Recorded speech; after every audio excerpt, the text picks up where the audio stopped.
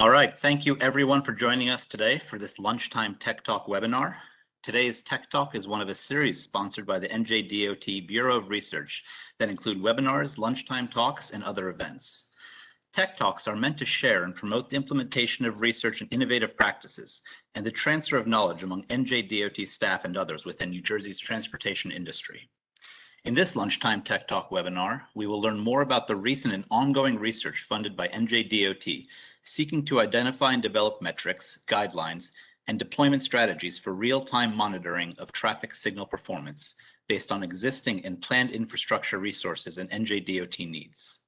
Today's Tech Talk features presentations from 3 individuals who are involved in conducting and overseeing this research: Dr. Peter Jin, Dr. Tom Brennan, and Kelly McVeigh. The team will speak for about 50 minutes about their research, and we'll have about 15 minutes for Q&A afterwards. Before we get to the presentations, we're going to do a little housekeeping. If you'd like to submit a question during the webinar, please use the bottom right chat box marked Q&A and submit all the questions to the host. We will direct the questions to each presenter immediately following their presentation. Professional development credits or AICP maintenance credits are available if you stay for the full session. Your name must be included among those who registered today. Please also complete a feedback form that should pop up after the event, and hopefully we will close out the event by 1:15. I'm going to introduce the 3 speakers, first of which will be Kelly McVeigh. Kelly is a supervising engineer with the NJDOT Mobility Engineering Unit, where he manages the planning, design, construction, and operation of advanced arterial management systems, including adaptive signal systems. Kelly has been a contributing member of the research project team, serving as the research customer representative throughout the research effort, offering insights and feedback throughout the research process. Kelly received a civil engineering degree from Rowan University. Dr. Peter Jin is the assistant professor at the Department of Civil and Environmental Engineering at Rutgers University, an affiliated member of the Center for Advanced Infrastructure and Transportation. Dr. Jin's principal research area is ITS, Intelligent Transportation Systems, with special interests in mobility, mobile sensor and content data, connected vehicles, and active transportation and demand management. His recent research interests include transportation, big data analytics, vehicle-to-infrastructure communications, and unmanned airborne vehicle application in traffic monitoring and incident management. And the last speaker will be Dr. Thomas Brennan, who holds a bachelor and doctoral degree of civil engineering from Purdue University and a master's degree in civil and infrastructure engineering from George Mason University. Thomas spent over 20 years in research and consulting and is a licensed professional engineer registered in New Jersey, Virginia, and Pennsylvania. Dr. Brennan is a faculty member at TCNJ in the College Civil Engineering School. His research and scholarly interests include, but are not limited to, traffic operations, the development of mobility performance measures, and autonomous vehicle tracking and infrastructure asset management. Without further ado, I'm going to turn over the presentation to our first speaker, Kelly McVeigh.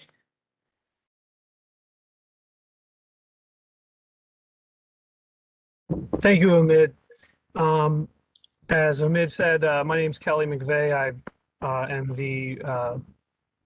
I'm the research customer at NJDOT for this project, and I'm going to go ahead and get started with some perspectives from the NJDOT on automated traffic signal performance measures, just, the idea of utilizing signal performance measure data in general. And I'm going to hand it over to Peter and Tom to speak more about the specifics of the research project, the progress that has been made, some case studies, and things like that. So here, just to give you an idea, this is the NJDOT research team with Priscilla Upka managing the project, and then I, along with my staff, also being part of the management of the project from a customer perspective. And then you have Rutgers University, you've got the College of New Jersey, and Rowan University, all playing a role here in the research arm of the project. So the objectives of this project is really to develop metrics and guidelines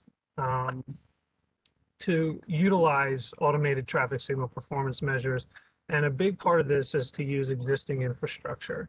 So there's already a pretty well documented and well implemented ATSPM system that has been developed by Utah DOT and others, from Purdue University, in developing this platform that agencies can use. But here in New Jersey, we focus a lot of our efforts on communication to signalized intersections, especially our adaptive traffic signal systems. And so there's a lot of data, a lot of information that can be gathered from these systems that can be brought back and better utilized to inform us of how the signals are performing. And so instead of trying to create a totally separate or new platform to monitor and manage these systems, we thought it was a good idea to see how we could utilize the existing ATSPM system platform with existing infrastructure in the state of New Jersey to combine those two and better utilize them. So ATSPM is part of a Federal Highway Administration Everyday Counts Initiative, EDC4. It's 2017, 2018, when ATSPM was introduced. And there's been a number of states that have really called on to utilizing ATSPMs, and we'll get into what they are specifically. But they're essentially a tool, a powerful tool in the toolbox for traffic engineers to monitor signal performance, and then even make some decisions on signal timing changes if needed, and if the agency's policies and procedures would allow. So this is just some definition of what ATSPMs are. In a nutshell, it's a lot of data that comes through traffic signal controllers, detector inputs, notifying a traffic signal controller when there's a vehicle present. When a signal head changes from green to yellow, from yellow to red, each one of those actions are logged as specific events. And so the ATSPM data set is essentially time-stamped events to the 10th of a second. That's what they consider high-resolution data or high-res data. And that information is then managed by the ATSPM system to provide graphics to end users. So an end user could then look at charts or look at other specific graphs to see what the signal's doing. When is it giving green time in relation to when vehicles are present, things like that.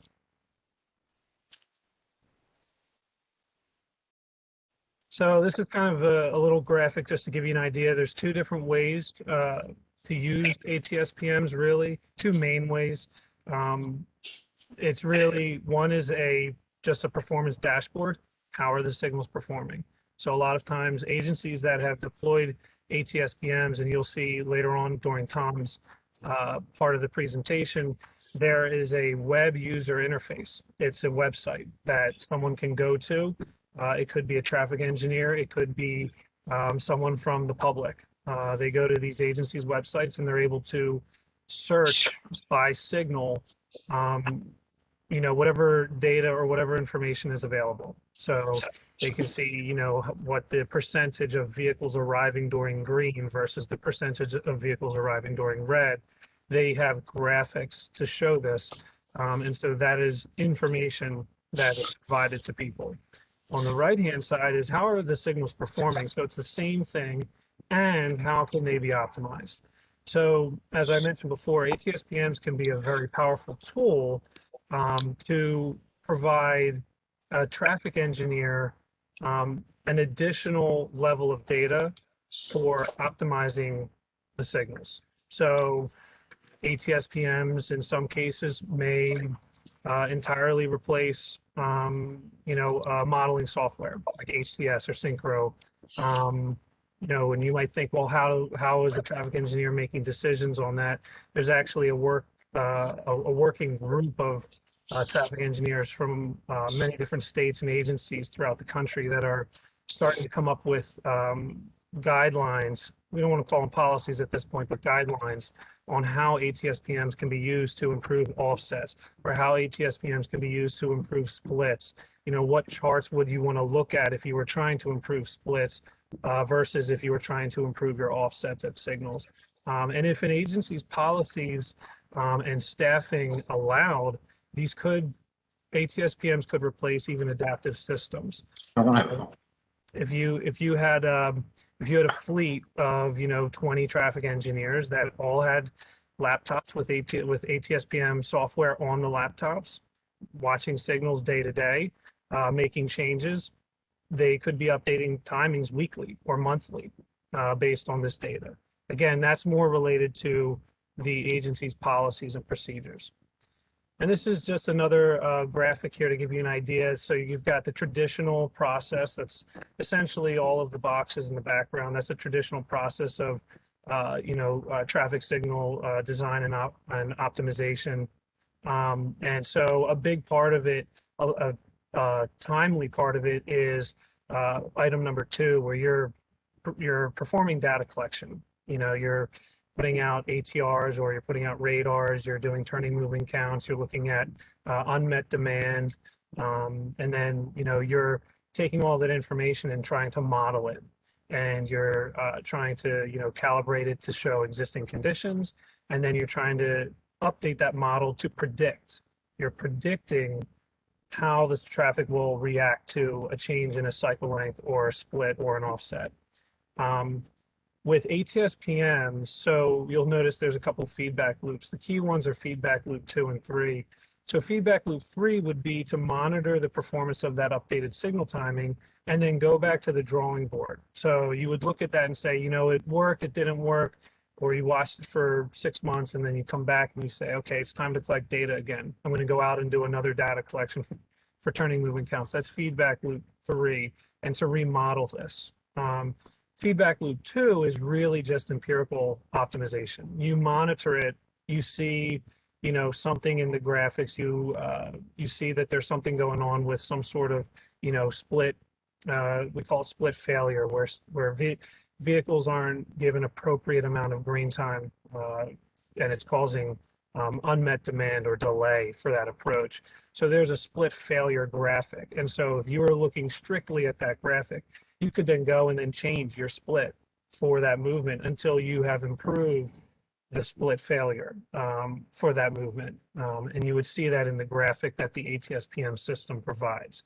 And so again, that's very empirical, a lot different than the traditional modeling process for optimization. And again, it's really dependent on the agency's policies and procedures to do this type of work. All right, so I kind of touched on this earlier. I won't spend too much time on this slide. You can see these are just the different, essentially, the different performance metrics or performance measures that can be derived from an ATSPM platform. And so on one side, you have controller. So the controller is monitoring, okay, what is it telling signal heads to do? Okay, it's telling, these 2 signal heads to turn green at this time, and then they turn yellow and red. The controller is, changing its time of day plan. It says, okay, it's now 10 p.m. I'm going to change my plan now, where I move from a coordinated plan to a free plan, as example. Whether or not a phase max is out. Okay, so there was 30 seconds allowed for this movement, and it used all 30 seconds. So that was a max out. And then on the other side, there's a detector. So you have the detector providing information on when there are vehicles here. So it says, okay, at this moment in time, the vehicle's here, and now it's not here. And then, that counts for 5 minutes or 10 or 15 minutes, and you start to get a volume. And then you can understand things like what is a queue length if you have enough detectors to estimate that. So that's the type of information you can get from the devices in the field. And just to bring it back to the purpose of this project is, as part of our controlled traffic signal systems and our adaptive traffic signal systems, we have a lot of that infrastructure in place. It might not be the same infrastructure that other agencies that are using ATSPM also have deployed. A lot of agencies like to use advanced radar that's capable of collecting data from vehicles 900 feet in advance up to a stop bar. We don't really have those deployed as much here on state highways. So we are utilizing, image detector data as part of this project. Coming back to the project timeline, you can see we're essentially right now we're looking at additional data integration. We already have a nice working prototype for the ATSPM system. We're actually in the process of putting a test and production environment together within the NJDOT network. We're working with OIT to make that happen. It's separate from the research project, but on the research project side, there's a prototype that you will see in a few minutes. And then, we're working on collecting additional data to further enhance some of the metrics that we've been able to produce. This is just a little background on some statewide signal operation data. So of the, it's close to 2,600 NJDOT maintained signals. There's over 300 on controlled traffic signals systems. There's a lot of optimized traffic signals as well. And then we have almost 120 signals on adaptive traffic signal systems.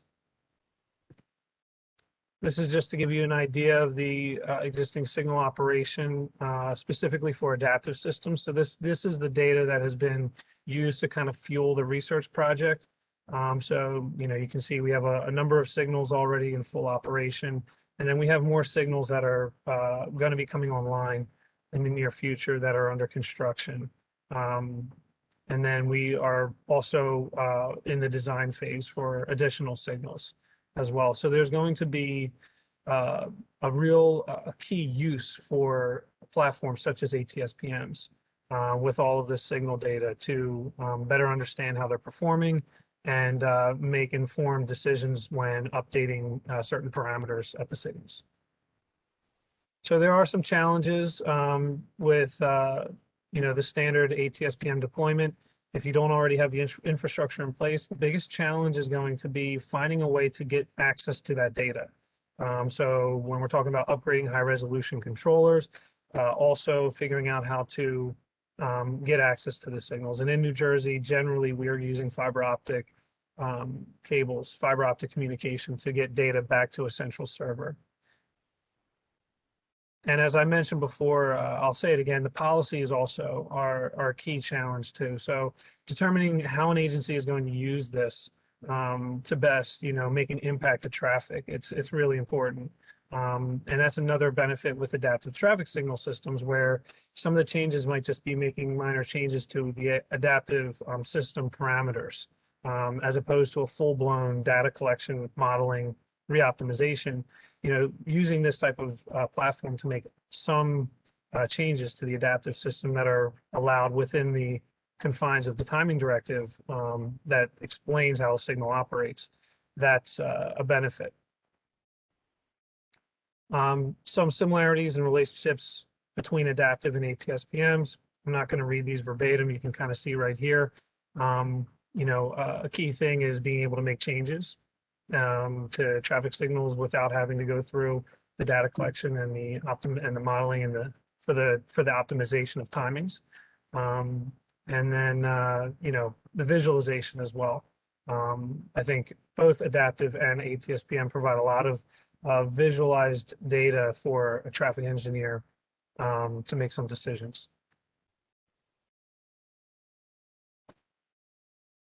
All right, so I'm going to actually turn this over now to Peter Jen to go over more of the framework of the ATSPM system, and then I believe Tom will be jumping in to give a little demo of the prototype that we have in place. All right, thank you, Kelly. Thank you, Kelly. So the entire team has consisted of 3 universities, Rutgers, TCNJ, Rowan. And we have several talented students that have been working on developing this framework. And Kelly has been big help, especially providing us the expertise in SCADs and also signal control in general. So we were looking at what are the existing options towards deploying this ATSPM at the beginning of the project. And we run into the issue is that the two parts. One is the original ATSPM platform required direct communication between on-site controllers to a centralized server that received those information. And then essentially you can see on this left side, these are the pull, essentially it's a pulling process, getting FTPs from every single controllers back to the center. And this creates significant issues with really many of the intersections are currently running in different systems. Some are isolated, some are already in SCADs or at that time in-sync, a little bit in-sync system. They are communicating back to the center in different ways, but it won't be as kind of a direct play as was assumed in the ATSPM original ATSPM version. The other issue we run into is it requires high resolution controllers. At that time, the signal control hasn't been fully upgraded. Many of them are still in the old NASDAQ controllers, haven't been upgraded to Econoline, but this is in the process. But in the process was during this deployment, the ATSC has really be fully developed. So what we're looking at to revise to the original ATSPM version, which right now probably have about 10 different versions from different adaptions, including I think some of the main ones from Utah, from Georgia, and also multiple companies has adaptation of the ATSPM in their own traffic control platforms. So we were looking at how we can make changes without kind of affecting the ongoing development of the core functionality of the ATSPM systems themselves, to make ourselves more compatible with any variations that will be coming into the market. So we come about with a plan that's that is essentially working directly with the database tables that's in the working with the web interface and the database table that's in the ATSPM platform. What we needed to add, essentially, we will remove we'll kind of temporarily abandon the branches getting FTP inputs from every single controller, but changing that by working directly at the data management center or arterial management center to extract event logs directly from the ASCT system, Adaptive Signal Control System that was deployed on the server.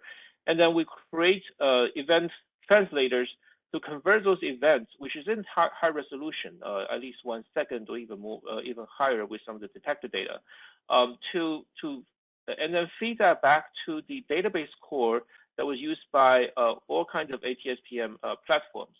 And by going through this route, we will be able to take advantage of any latest development. In fact, throughout the project, we probably have worked with 2 or 3 versions of the ATSPM pulling from the GitHub.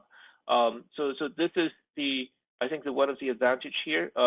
And this also makes this entire process streamlined. So we're taking advantage of the existing ASCT platform by NJDOT, and then we just directly convert that into the input needed for ATSPM, and then we can generate the performance metrics that we can support. So after identifying this path, we did look into how we can what can we translate. So here's the table that shows at least all the major events that we were able to convert from SCADs and initially in-sync Adaptive Signal Control System to the event code events that are needed for ATSPM to generate performance metrics. These things include phase on and off, showing the green, red, and yellow duration, showing different termination types. Those we were able to identify events directly in ATSPM and translate that into the needed event code and timestamp for the ATSPM.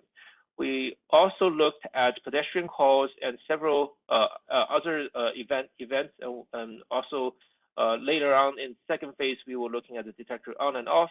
So these become the codes that we were able to generate. Of course, we weren't able to generate every single event defined by ATSPM, but with these events identified, we were able to generate many of the important performance metrics needed, especially with the add-on of the detector data. All right. Here are some examples. I won't go into the details. So essentially, what we do is we go through the SCADS log, and this is where Kelly and Tom's expertise come to help this project significantly. And we were looking at essentially interpreting in SCADS log which event log format that tells us the initiation of triggering of certain event in the ATSPM. In this case, we use this format in SCADS log to trigger the phase on and the beginning of the green time. Here are some other examples. For example, this is to trigger out a gap out, and in the SCADS log, we actually can see the actual event, the status flag changes, but upon further interpretation, we're looking at how signal changes. We were able to identify the actual timestamp is a few events earlier. So this is how we run some of the translators. So the translator itself is a combination of essentially field expertise and also our computer code that was developed by our talented students.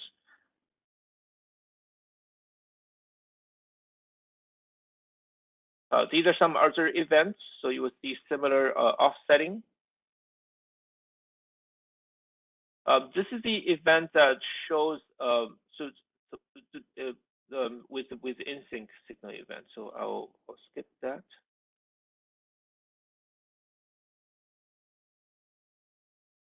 So the next part is really on the autoscope detection. So initially in phase one, at the conclusion of phase one, we were able to convert all major signal events that was essentially exported file from SCADS system and convert that into multiple performance metrics. One of the, I think the things that was left and we really hope to tackle is to add detector data into the platform, which will really enable some of the more detailed performance metric evaluation, for example, produce a coordination diagram that can be used. So these are actually coming from the Autoscope cameras with the SCADS. Every single intersection lag was covered by Autoscope, and this is actually come from an event recording of all the on and off of the computer vision video detector sensor status. This is updated in 1 second resolution, so we wouldn't able. This actually were in the latest log, we were able to get millisecond triggering time resolution. So we have this information on and off, and then we essentially log this into the ATSPM format, and for this to be triggered. At some of the location, we do have Wavetronics mid-block sensor. However, I think for as Kelly mentioned, some of the Wavetronics sensor deployment, we were looking at a few thousand feet or more. That's usually for a different purpose, more of understanding the demand rather than for specifically serving for advanced detection to be used in ATSPM performance metrics.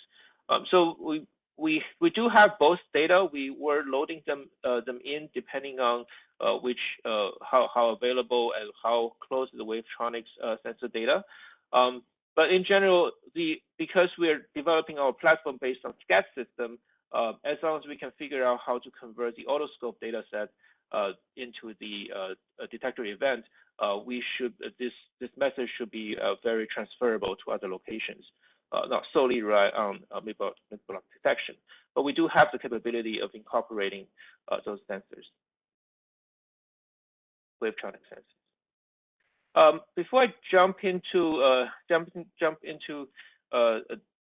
more detailed demo, let me just kind of give you some more some of the updated research we done regarding the detector data. So one limitation we identified with the existing Autoscope detector data is that they're essentially a stall bar detector, and during the red phase, many of the vehicle, in most cases, there will be only one vehicle staying at the sensor location for a long time.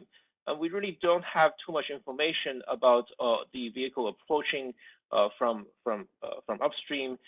So those become information when we display the actual the data in some of the performance metric diagram.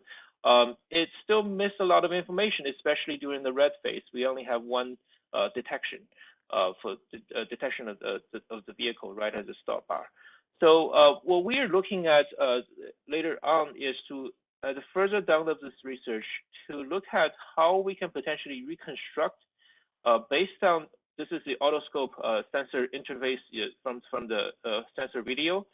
You can see these are the detection traps, detection locations. When vehicle comes into these detection bars, it will trigger essentially the on and off event that we eventually logged in the ATSPM system. However, our purpose is to look at how we can potentially generate, using the on and off event here as a stop bar, to potentially interpolate what will be the possible arriving patterns at, for example, 300 feet, 400 feet, which is more appropriate input for ATSPM performance metrics. So the research was supported by the second phase of the project, and we used the Cctv traffic video collected from 511 system and use that to validate and calibrate some of our models. The idea here is we are tracking, so at the back end, we can, for each individual traffic video, we can track the center line movements, pixel move as vehicle passing through the center line. They will leave these type of traces in the video, which is essentially showing the vehicle trajectories. The team has conducted several prior research based on this type of diagram, and we were able to extract these trajectories fairly well. So this provides us a pool of ground truth data that we can use to potentially conduct this interpolation. Let me go to the next slide. So the idea here, if you look at this chart, from the center line, this marking is actually the stop bar. So beyond the stop bar is the intersection. On the horizontal axis, this is actually the time, the video frames. You can consider that at the time. So you can see clearly the vehicle arriving at the intersection, stop here, and keep proceeding, while the vehicles behind is making this nice shockwave patterns lining behind it. So our model uses traffic flow theory, this shockwave theory, to really, so all the autoscope detection information will be shown on this white line, and we're trying to interpolate what will happen beyond that. And the actual modeling is not that complicated in terms of, these are all essentially geometric projections to get these vehicle trajectory to a more advanced location, and then convert the triggering from stop bar to advanced detection results. So these are some of the concept diagram, and I will show you. So these are some more details, so you can look at. Yes, we have a detection at the stop bar, but we can use this to interpolate where could they be in some of those advanced locations. This is one of the interpolation results. The white line is actual physical stop bar that was captured by that strip of video. The purple bar is where we identified as an ideal location for input to the ATSPM performance metrics. It's about 400 feet, and we were able to essentially reconstruct, based on the triggering time of each vehicle at the stop bar, what was a approximate location is at 400 feet behind. So with this information, we were able to convert the stop bar data to if you look at this, if we only have the stop bar, this entire time frame, in the red period, we will only have just one triggering data. However, after we do run the conversion, we will have a lot more data coming in that actually reflects the approaching process even after the red signal.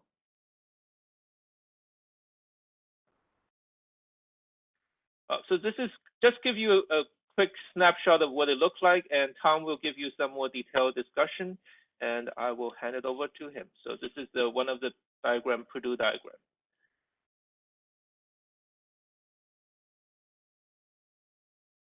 All right, I think I got everything on board right now, so hopefully everybody can see me.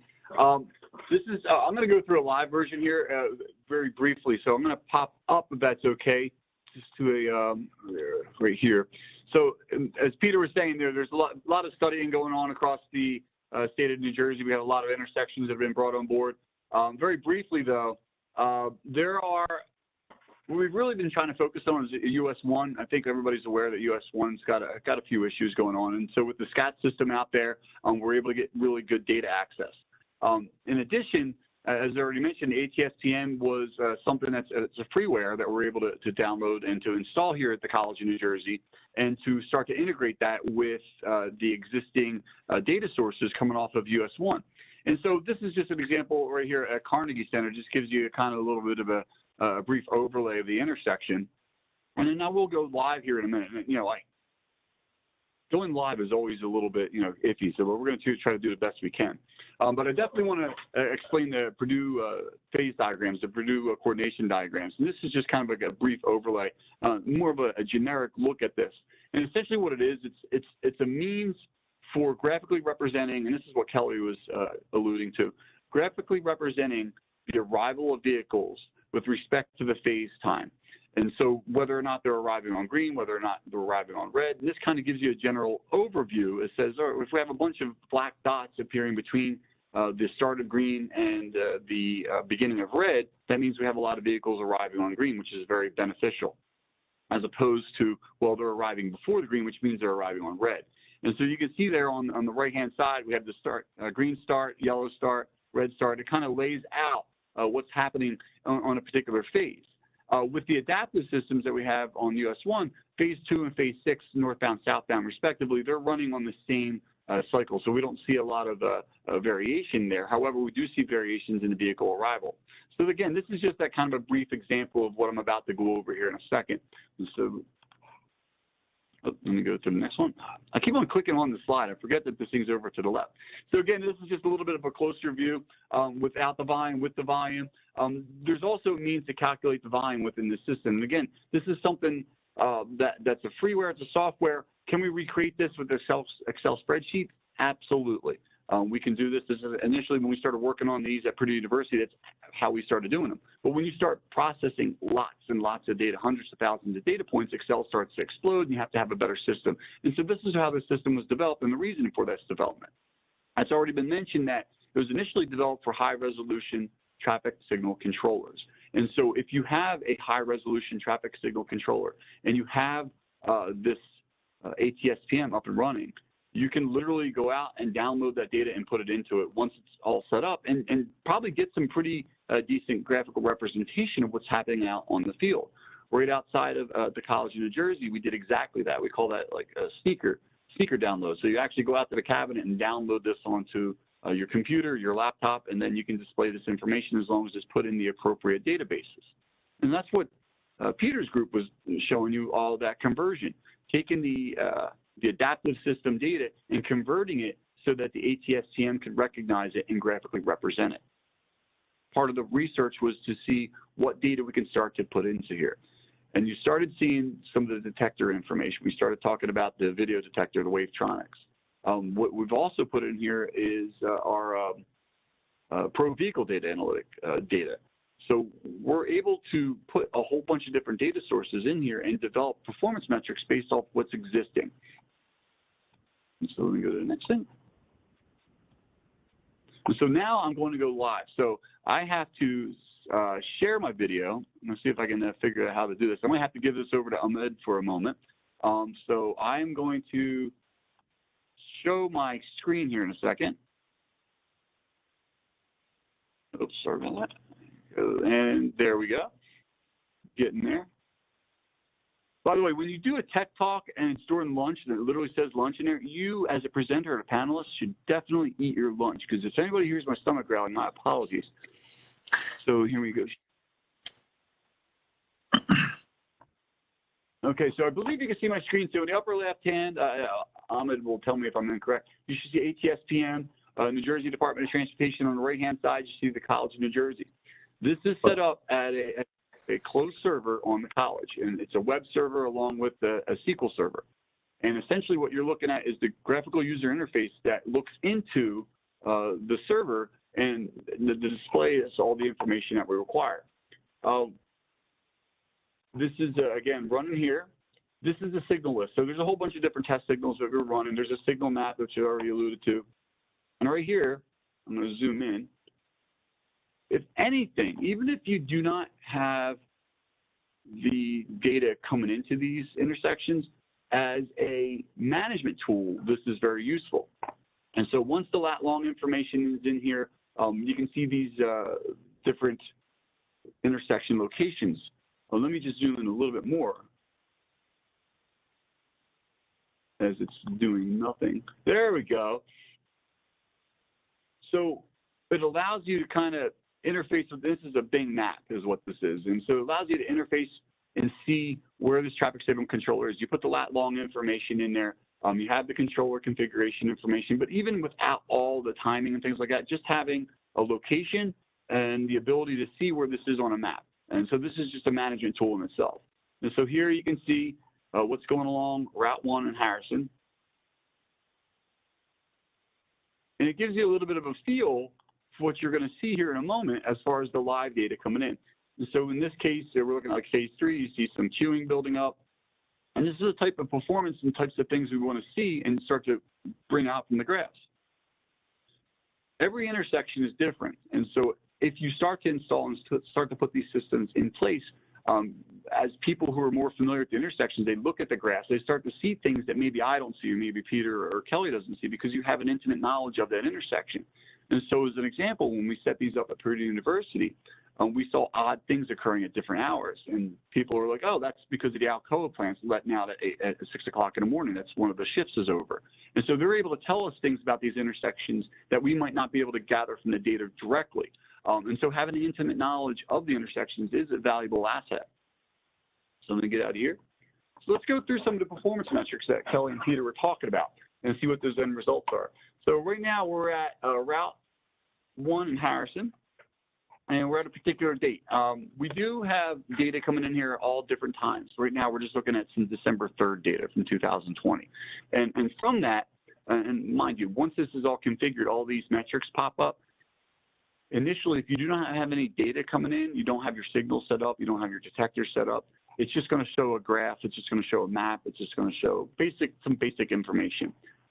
As you put detector information in there, as you put speed information in there, these metrics start to build upon themselves, and they start to show you other things you can get from the data sources. So whether or not you're bringing Wavetronics data in, detector information directly from a controller, which is possible with the high-resolution controllers, it's just data that's coming in, and how you manipulate that data and how you process that data is really important.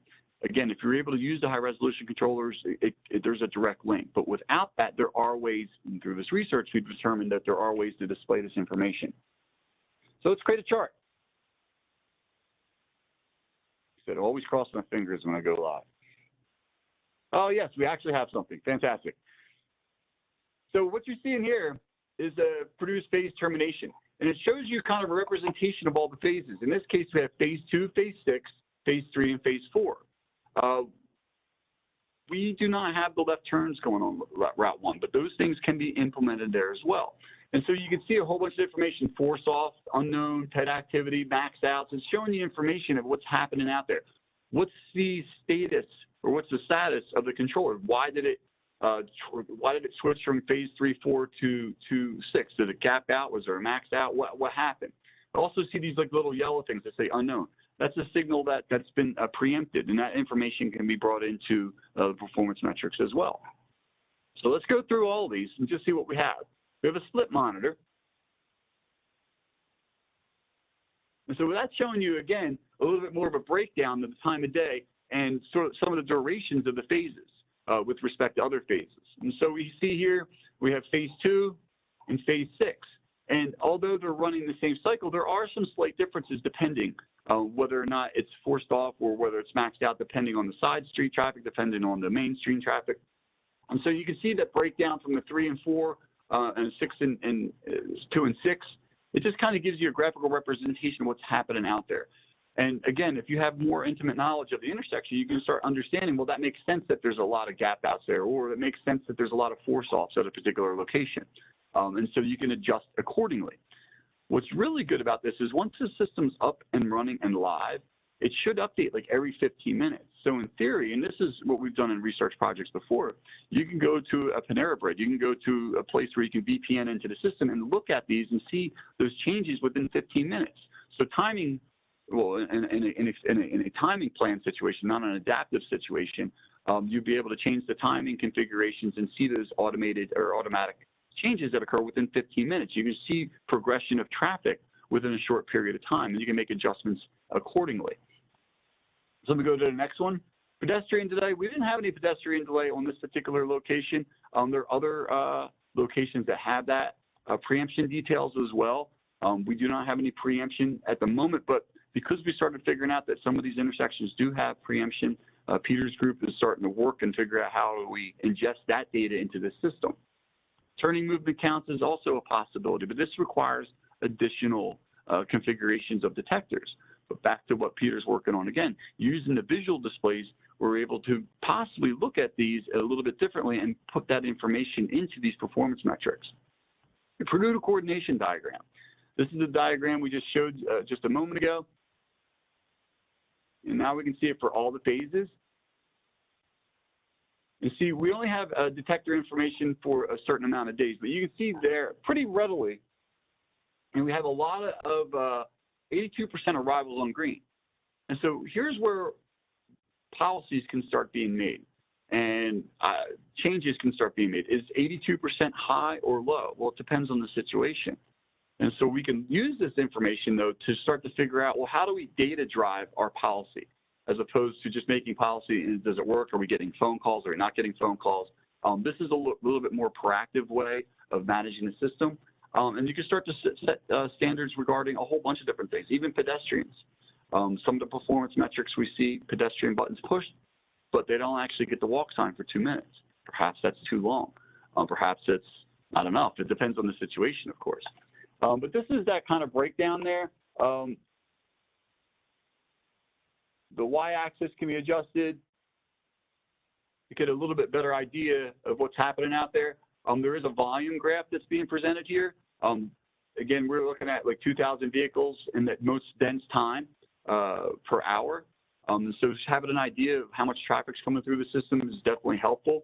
You can see when sometimes it double cycles, maybe it doesn't go to the side streets, maybe it stays on the main line for some reason. There's no vehicles being detected, depending on the situation. But again, we're seeing traffic here on the other side. Let me just zoom in if I can, see how far I can get in there.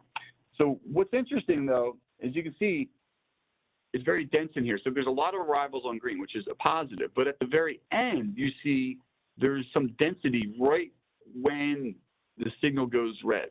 And so what that is an indication is possibly split failures. Maybe there's an extra queue that didn't get served. And so this is a way to maybe we got to change our offsets a little bit. Maybe the adaptive system is not giving enough cycle time. Maybe it's not good enough green in a particular direction. And so adjustments can be made accordingly. And Kelly had mentioned before that, well, maybe we don't need synchro for some of these. And, you know, I'm a big proponent of measuring, not modeling. And so if we're able to measure these things 24 hours a day, 7 days a week, we can make those slight adjustments and see almost immediately what those impacts are. And especially in corridors that are very well traveled, you can make those adjustments and almost see instantaneous results. So let me zoom out of here. So approach volume, again, these are things that are going to be adjusted according to detection, amount of detection they have on site. Video detection is, again, starting to be used for this. Approach delay. You know, some of that information is out there with delay per hour. Just by being able to put this information in there, it gives you some sort of understanding of what's happening on site. And remember, you know, you're not to build an intersection up to give every piece of information that you want. It's going to give you some information that's useful, but just having the basic understanding of that relationship between the cycle and vehicle arrivals will give you a lot of information to make your system work a lot more efficiently and effectively. But again, this is information that can be drawn out from there as well. very useful. Arrivals on red. Again, has sort of a percent arrivals on red, gives you an indication of what's happening there on site. What's your performance metric of choice? What are you trying to achieve? Are you trying to achieve traffic calming? Well, maybe you want more people to arrive on red. Well, we don't want traffic calming. We want more mobility. So maybe we want it to have a different way. What if we're instituting a road diet on a signalized corridor? What's that impact? And so these performance metrics can not only look at the performance of the traffic signals themselves, it can look at the performance of any geometric changes that might occur within the region, within the corridor.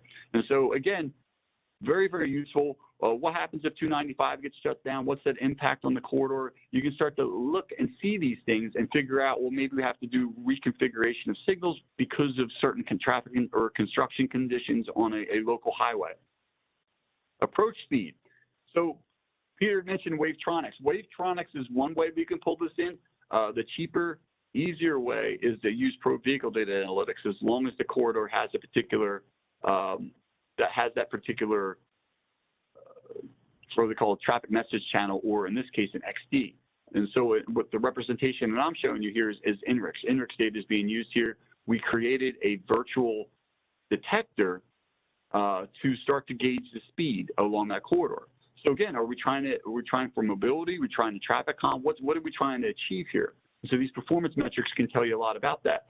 In the wee hours in the morning, the timing is, it looks like, oh, people are going to 0 miles per hour. No, that's not the case. It only is going to be able to bring the speed within certain time frames, within certain cycles. So you see, once we hit that 4 o'clock in the morning, you can see that change in speed throughout the day. So we have a posted 55 miles per hour, average speed of 46, and this is based off pro vehicle data analytics. Again, this can be done within a spreadsheet, but it's a little bit easier to use it in the GUI, the graphical user interface of the ATSPM. And again, a little bit in the side street traffic, and then southbound. So you see some really big dips in here, and those dips are going to correspond. We're looking at like the typical green shields model, you know, where we have more density, less speed, just depending on the flow. That we pass capacity, we have congested conditions and uncongested conditions. It tells you a lot about sort of those relationships. Red, yellow, and red actuations. Again, there's a lot of safety features that pull in with this as well. Red light violations, severe red light violations. This stuff can be tabulated in there. We're trying to do some research on the side, looking at the Wavetronics and preparing for, by the way, the connected and automated vehicle data that's going to be coming in here to have these performance metrics accept these other types of data sources. So the more data we get, the better our system is going to tell us how it's performing. But this is, again, this is just as all red sort of situations. You see a little bit of fluctuation in the red time, the green, and the yellow time. That's not actually occurring, but that's delay in the system. Remember, we're not coming from a high resolution controller. We're coming from an adaptive system server. So there's going to be some delay. With a controller, you're not going to see these types of delays. And then produce split failure. And this might take a second to generate. What it does, though, it shows you number of times that we're having split failure. It shows you sort of relationships with the occupancy ratio. So we have the red occupancy ratio, green occupancy ratio. And what's that? How's that show up with respect to the volumes that are coming through the system? And once again, it's all trying to, what are we trying to achieve? And so this provides a lot of tools. And mind you, this was something I set up here at the College of New Jersey with Rutgers, and this is something that local agencies can start to implement. Whether or not they're using high-resolution controllers or not, that's up to them. Whether or not they have direct connection to those controllers, again, that might be something that's not possible. Or if it's not, you can always go out to the cabinet and pull this information in. Remember, it's all data. So that is pretty much what I have. We're at, let me go here. I'm going to stop sharing. And I'm going to hand it over to Peter to go to the summary, if that's okay. I think I've covered everything. You know, it's just, first of all, I love this stuff. This is always Tom, would you be able to show some of the new results, the June 16th, just to check, for example, at Harrison? I knew he was going to do this to me, by the way. This was planned. So June 16th, I don't want to do it. You know I don't want to do it. But this is June 16th data. So I'm holding my breath here, folks. Look, for civil engineering, this is pretty exciting. This is like the top of a roller coaster right now, okay? Let's see where this is going. So it's June 16th, and instead of Harrison. Harrison. Harrison That's from 12 p.m. Yeah. From 12? 12 p.m. Okay. Now, my question to you, Peter, is we're at Harrison, right? Yep. All right. See, I like the in-person banter, by the way. When we have a panel in person is a lot easier for me. This online thing's tough. It's tough to be funny. So, all right, let me see what we got here. There we go. So that's from 12 o'clock to midnight. So we're seeing a slip failure. I'm going to go over to PCDs. This actually was just loaded yesterday. So. Yes. So Peter, we're always very proud of that. Let me go here. Mind you, this can be fed live. We're just in experimental mode, but we're almost at the point where this is going to be fed live. And I've seen it fed live. It is most definitely possible. We're just almost at that point now and trying to get this rolling. But you can see now those vehicle detections, right? We're seeing a cutoff here a little bit at the end. So we are cutting off some of the queues here. It is happening, but at some point it does have to happen. Or maybe it's not full queues yet. And again, they're starting to do research on this. But yeah, there we got it. We got some of the, this is, Peter, this is autoscope detection, right? Yes, after the conversion to the mid block. So. Okay. So traditionally, the detector information comes directly off the controller. But now we have to have two different feeds. We have to have the adaptive system feed, and then we have to have the detector system feed. And that's what Peter's group has put together, those two feeds. Excellent. So let's take a look at the phase termination. I think one thing you can see the spikes in arrival on green. It turns from, I think, around 70% last year till around 80 this year. So that's definitely some great retuning there happening. So as they retune this, if it doesn't go in the direction they want, they got to untune it, refix it again. This is exactly how it needs to be done. Is there any specific thing you wanted to look at? Your arrivals on red. So the arrivals on red. Obviously, the side streets are going to have a little bit more, but the main streets look pretty good.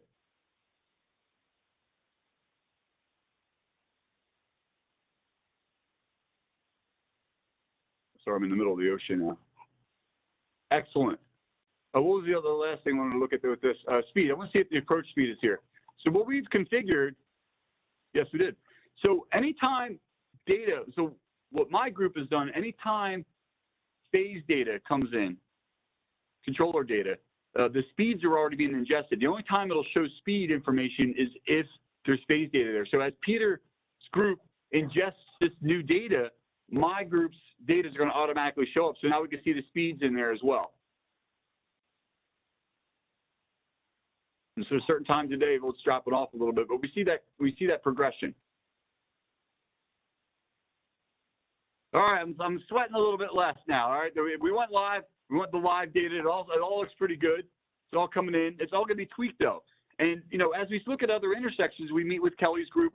We meet with the New Jersey Department of Transportation. Say, hey, this is what we're seeing. Why are we seeing this? And we're able to kind of work our way around, like why is this certain phase doing what it's doing? And we're able to detect a lot of these things just looking at the data.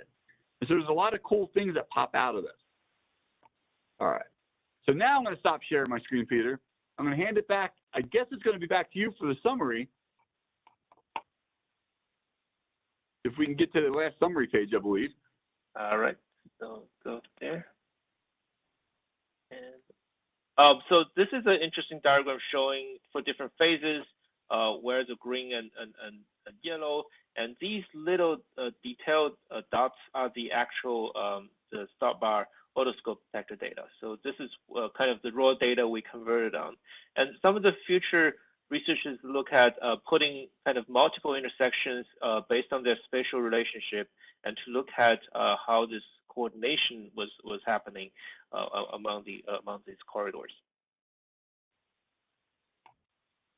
So kind of a very quick summary of what we presented today. So we addressed kind of the gap of deploying the ATSPM under NJDOT's current signal control infrastructure system.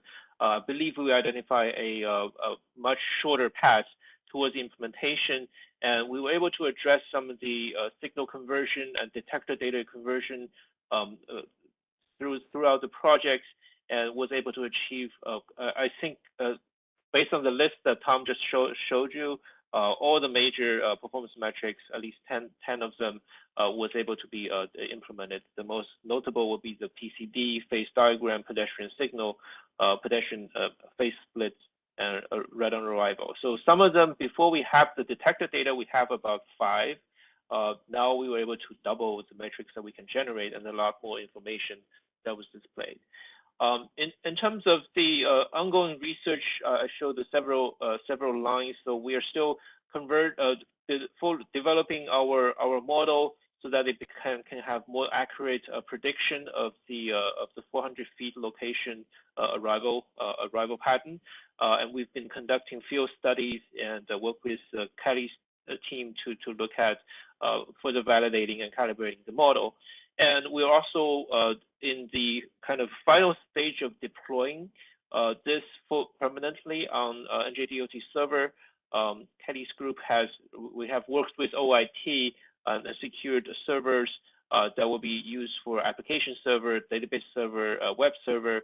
So the project on that end is still ongoing, and we were trying to fulfill potentially making this a live system that can periodically update the process without we having to make a phone call to Kelly to ask him to record. But there's still a lot of I would say deployment work remaining for the second half of the year. But we have quite confidence that we have the products, and then we should be able to complete the work and making a product that's transferable to other platforms. We also identified potentially we can work with some of those central control systems that also have the event data coming in and sensor data, not necessarily an adaptive signal control system, but also general ATMS that talks to signals. So there are several works and platforms that we also looked into that have the potential for this technology to be transferred. That concludes our discussion today. We'll look forward to answering some questions. Thank you. All right, thank you so much. That was a wonderful presentation, and we got quite a few questions here at the very end, so I'm just going to work backwards through the questions. First, the question was, if I understand correctly, how does INRIX data does not provide individual probe vehicle data? How is the data accounted for in the results? I think that came in during. I gotta get off mute first. So it's not a problem. So we're not able to get individual vehicles, but what it does is it aggregates the speed within 1 minute increments. And so we're able to get a speed record every minute off of an XD, which is the newer version of the traffic message channel. And so all we do is just feed that in to the ATSPM as if it was a signal controller. So we are a detector. And so we have a specific controller, we assign it a detector, and then we say, all right, when the speed comes in for this particular XD, this is what the speed is. And so every minute, it's just going to pop whatever that most recent speed is. And so we take into account, I think, anything with a confidence interval of like 85% and above. And so it actually represents what's happening out there. So that's the data that we're bringing in. But again, yes, you're correct. It's not every individual vehicle. If we had Bluetooth information out there where we're actually getting speeds from individual vehicles, we could put that information in there. That's the beauty of this particular software, is that, you know, as long as you convert it into the appropriate format, you can put that information in there. And so with a couple Bluetooth devices, the Wavetronic devices, the speed information, or the INRIX, you can actually put all three of those in there if you wanted to, and then make a comparison of those. I hope that answers the question. I believe so, and there was also a follow-up. How do you control and change the cycle length tool? The cycle length, that's more of a Kelly question, I think, how that was going to work. So, yeah, so that goes back to agency policies and procedures. So with an adaptive traffic signal system, part of the adaptive system algorithm is to update cycle lengths in real time based on the data that's being received by the detectors in the system. So what we are able to do is we're able to provide guidance to the system for thresholds, minimum and maximum thresholds of what the cycle length should or could be along a corridor. And then the adaptive system is selecting cycle lengths throughout the day based on that data. We can write rules into the systems to force them to select specific cycle lengths if we wanted to, if we had to. And that's, again, this is all just based on the adaptive signals specifically. If you're talking about a traditional coordinated system with time of day plans, the cycle length is selected via that modeling and optimization process, that standardized process that I was discussing in the beginning. The tool that is used primarily here at NJDOT is going to be Synchro, and then highway capacity software, it can be used as well. There's other signal optimization tools out there, but that's generally how it's selected. If you were going to ask, how would we do it using ATSPM specifically? So let's say we didn't have an adaptive system, we didn't have a synchro model to use, but we had some sort of signal timing out there, and someone wanted to update cycle lengths based on this.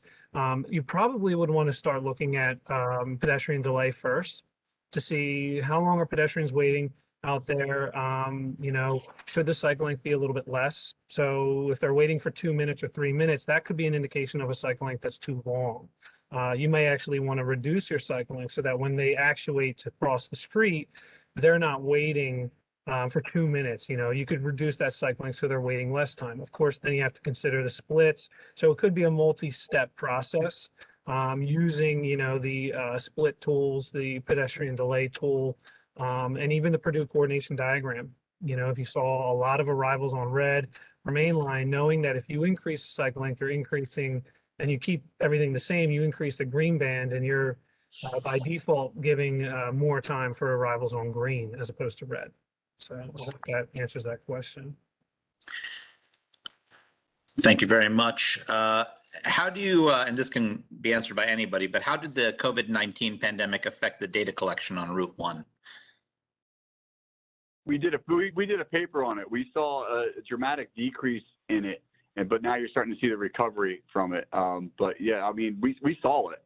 I mean, at least my group definitely saw a decrease in that. Yeah, we had looked at some volume data from the Wavetronics radars, and you know, this is not an official data set for the department to make an official statement on anything, but I remember seeing at times we were close to 60%. We had gotten down to about 60% around the nadir that I had seen. I think it was about April or May last year at some locations on Route 1. And then more recently, I'd seen things around 70, 75. I think at one point it was like 80, 85%. Again, these are just kind of in passing. You know, we look at the volumes every once in a while. And we did a little, you know, 2019 versus 2020 versus 2021. And those are about the values that we were seeing. Okay, so there wasn't any like big differences in the data you collected based on the volume, or I mean, it didn't affect it? No, so the data that we collected for this research and that we continue to collect is essentially just, you know, the research team reaches out, they say, hey, we'd like another data set to start using, you know, fine tuning the code, fine tuning the tool. And it doesn't really matter, you know, if the volume's low or volume's high, things like that. At this point in time, the data being provided is to help fine tune this tool to make it, you know, make it accurate. If we see, okay, the tool showing us that the green splits were, you know, 30 seconds for this movement, we can go back to the system and verify that to make sure that there's nothing wrong with the code in that event translator. That's the priority here. We haven't, we actually just started collecting data to do a real minor offset optimization. We haven't quite gotten there yet, but you know, we haven't quite used the tool at this point to make significant changes to signal timings yet. And what are the biggest obstacles that you're facing in advancing this innovation around the state? I would say the biggest obstacles are making sure that the various data sets can be interfaced properly. So as Peter and Tom had said at great length during their presentations, you know, with a if you had one intersection and it was right next to your office building, Tom calls it the sneaker technique. You put on your shoes, you go out there, and if it's a high resolution controller with detectors on all approaches, you're going to be getting all of this information. And the controller is already specified to provide the data in these formats. There's, I think, 12 or 13 specific makes and models of controllers made by various manufacturers that it's kind of plug and play. You put the controller in and then you have the ATSPM executable file downloaded onto a server and a few folders moved around and suddenly you're getting the data. With this effort, it's a little more time consuming, a little more challenging because there's multiple data interfaces. We have an adaptive system providing a lot of data, not necessarily in the format that's required for the ATSPM platform. So that has to be translated. And then the adaptive system, while we know that it's tracking detector actuations, it has to, because that's how it makes its decisions. It doesn't log that and provide it in a format so that we can create those events 81 and 82. Those have to be created via the Autoscope data or the Wavetronics data. So those are, I would say, the biggest challenges. I don't know if Peter and Tom could think of other challenges. When SCATS updates, that could be a challenge. Yeah, what Tom's talking about there is syntax. So if the code's written a certain way for specific syntax, and then there's a change where SCATS is logging things differently, then the code that's written for reading that information may not be reading it correctly anymore. That's what Tom's talking about. It's another significant challenge, yes. And we've been having conversations with the vendor about this for some time. That's a more than surmountable challenge, but what's interesting is that we can actually see the results like pretty quickly that this doesn't look right. I mean, so that's what's great about the graphical is that something that might change, you might not look at it and you say, oh, there's really nothing wrong, but the graphics really kind of show you when things are different very quickly. Cool. Peter, this question came in during your presentation, but again, I guess anyone can answer it. Did you face any issues in reconciling the Google Maps data with the CCTV data? For us, I think it's more of analyzing the traffic video. Yes, there is a geographical projection so that we convert the video pixel to actual distance on the road at the intersection. So there are some projections that we need to do. And the Google Earth, Google Map actually provided us with good distance information that we can essentially convert. As you can see here, there's two processes. The first one, after getting the video, we were able to get, this is pure video stream, so you can see all the spacing are evenly distributed. But after we correct them with a spatial scaling factor collected from Google Map, that's where we actually convert them to actual distance. You'll see some scaling up at the close by location, but this is essentially what the key outcome is. So we have essentially horizontal axis converted into time, vertical axis converted into space. That's where we can apply all those empirical traffic flow model, which was developed based on actual distance, into to the interpolation of the advanced detection results. Yes, that's a very technical question. Very good. There is a critical step that converts from Google Map. That converts the video pixel. Essentially, we call it pixel coordinates to actual field coordinates. Another question just coming in right now. What percentage of the traffic signal has the direct connection / control from the traffic control center? So what percentage? I'm guessing what the question is about how many signals on state highways? That would be my guess as well. But if they want, yes, they said yes. Okay. So yeah. So right now there's about 118 adaptive signals in operation. There's a little over 300 controlled traffic signals, meaning that those are regular coordinated time-based signals where the controller database is connected to a server. So, you know, combined, it's it's probably about somewhere between 400 and 500. I don't have the numbers right in front of me. There's almost 2,600 signals in the state. So if you were looking at it that way, it's I guess that's about 20%, a little under 20%. It's probably somewhere around 15 to 20% of signals in the state. If my math's correct, I think that would be it. Okay. Also, with multiple data sets being fed into the system, how is it filtered to avoid repetitions or duplicates? That'll be part of the logic that was implemented. We run into issues related to the detectors coming in from different lanes that we need to filter out. Otherwise, it will show very weird in the Purdue diagram. That each has to correspond to a specific detector. We also do have essentially the stats event log. For the same event, there may be multiple messages interpreting it. So we show some examples that we need to really develop the logic so that we identify which line triggers the event, confirms the event happening, and which line actually provides the starting time of that event. So that is the part of the translator work that you need to use to filter out. In terms of different data sources, for example, for detector data, we will be setting up. I think at least in between the advanced detection and the input of speed, I think Tom was working on the speed input, and we were working on the advanced detector input. We were able to coordinate pretty well. It doesn't break the diagram at this point.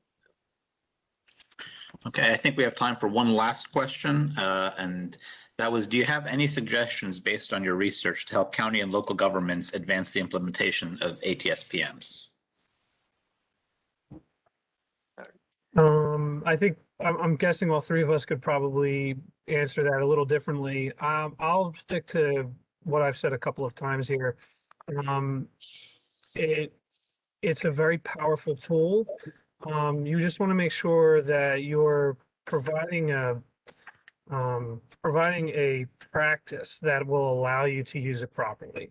I'm speaking strictly from a signal, owner-operator, from an owner-operator standpoint. From the technical standpoint, I think Tom and Peter could talk a lot more, and it's, I think from a technical standpoint, it's relatively straightforward, depending on what funding you have in place and how you're able to get help from technical staff. But for me, I think the big thing is just making sure you know how you want to use it. If it's going to be just a monitoring tool, that's fine. But if you want to use it as an empirical optimization tool, that would be that could help a lot. That would really help in terms of being able to lay out an optimization program as opposed to going through the data collection modeling. But again, it all depends on the agency's ability to do that. And then I don't know if Tom and Peter want to talk a little bit about the technical stuff. Yeah, I agree with Kelly. Really need to start from what are currently available in terms of hardware and software platform. If you have more intersections that was connected to a centrally controlled system, what we developed here may be easily transferable. But at the meantime, if there were kind of new reconstruction projects, you start to bring your controller online, we could just plug in right now the edge computer is pretty small and small form factor. You can plug that into the controller and then essentially deploy some of the original ATSPM platform needed software and with the communication to transmit back. So it's a plug and play for those locations. So I agree. It just really depends on what's your current existing infrastructure and what was planned. Yeah, no, I'll follow that up. But if you have a decent IT department, a lot of these things that reconfigure are not that. It's not insurmountable. It's not that bad. If you don't have any IT support, you're going to have issues. You definitely have IT support. All right. Well, thank you so much, Peter, Tom, and Kelly. That was a wonderful, wonderful presentation. I want to thank all of you, and we also want to thank all of our audience for their interest in attending today and for all of their questions.